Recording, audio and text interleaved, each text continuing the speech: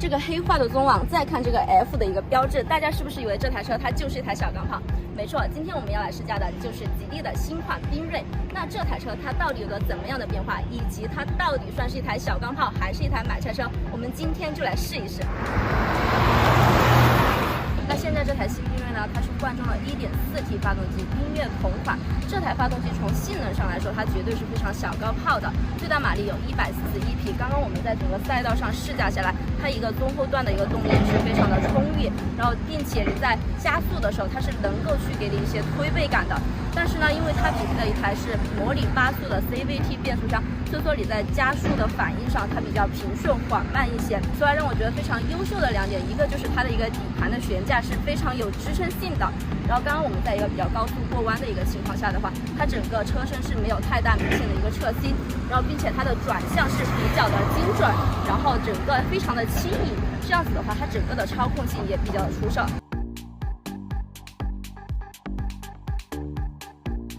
其实动力这块呢，就是新款缤瑞最大的一个变化。以前老款车型上的那台 1.0T 3缸发动机加7速双离合的变速器，现在换成了 1.4T 4缸加 CVT 的一个动力组合。那这套动力组合的话，我觉得对于消费者来说肯定是更容易接受一些。然后此外呢，我们再来看一下这台车在外观内饰上还有怎样的变化。首先的话，其实就是它的整个外观其实进行了全面的黑化处理，不仅仅是刚刚我们说的这个进气格栅，还包括它的这个 LED 的灯组，然后里面也是一颗 LED 的光源。下方的这个 C 字形的一个装饰，现在也是换成了一个黑色的装饰。然后包括它这个进气格栅里面的话，它也是采用了这种蜂窝状的一个造型，给你一个非常激进的一个视觉感受。此外的话，我们来到侧面还可以看到它的这个后视镜，还有它的整个车窗也是进行了黑化的处理。哇，这个尾翼它也是黑色的。然后此外可以看到它后面缤瑞、吉利汽车它的这些 logo 也全都变成了黑色，然后包括它的尾灯也是进行了熏黑的一个设计。然后我们现在来看一下它的轮毂它也是一个黑色的一个轮毂，但是它里面是配了一个红色的卡钳，然后这里的话还有一个 F 的标志，整个看起来也是属于运动氛围特别强烈、特别激进的那种。然后轮胎它现在采用的是一个马牌的一个轮胎，可以看到它的胎壁是比较薄的，就说明这个轮胎的性能还不错。此前呢，官方也做过一些测试，它的一个100公里刹车距离是可以小于37米的。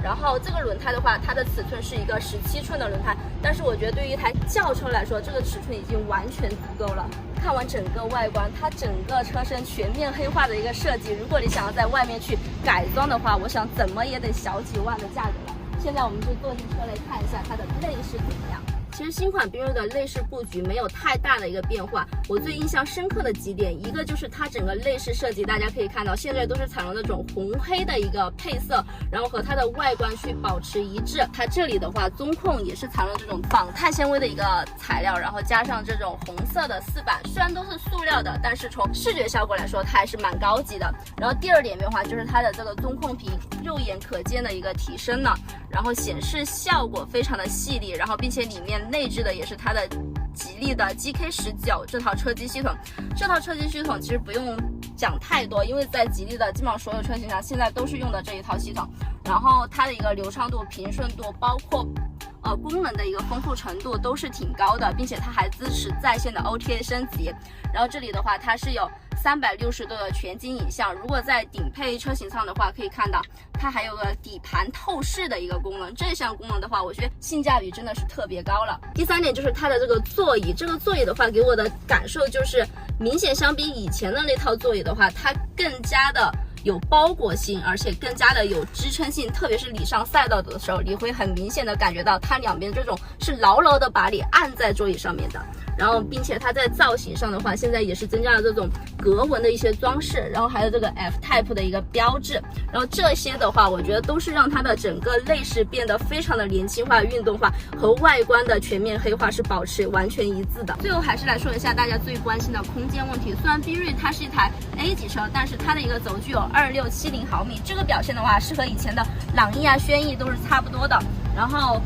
并且大家可以看到，我坐进来的话，它的一个腿部空间其实是真的让我非常意外，竟然有半个小臂的一个距离。然后头部空间的话，稍微有那么一点点顶头，如果你身高比较高的话。然后但是它后排的一个座椅的话，依然是这种很有包裹性的这种设计，然后让你坐在后排也会觉得非常的舒适。然后包括它中间这个地面的一个隆起也是不高的，然后所以说我觉得这台车它的一个空间表现还是非常让人惊喜，并且能够去满足一些家用的需求的。那从之前的一些表现来看呢，缤瑞它也是月销量基本能达到8000到1万辆，目前的累计销量也是超过了20万辆。它是吉利旗下最受年轻人欢迎的一台轿车。虽然新款的一个变化很大，但它绝对是在老款上面的一个进阶和升级。不仅仅是我们看到的全面黑化的外观，还有在动力系统上面的一些升级，也包括它在配置上，现在是搭载了 L2级的制动驾驶，有14项的驾驶辅助功能，以及底盘透视这样的一些功能，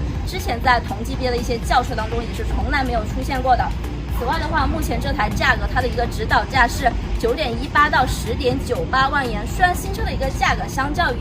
此前的车型是有所提升的，但是目前的话，官方也有一些优惠。至于它到底是一台小钢炮还是一台买菜车，不要我觉得，只要你们觉得。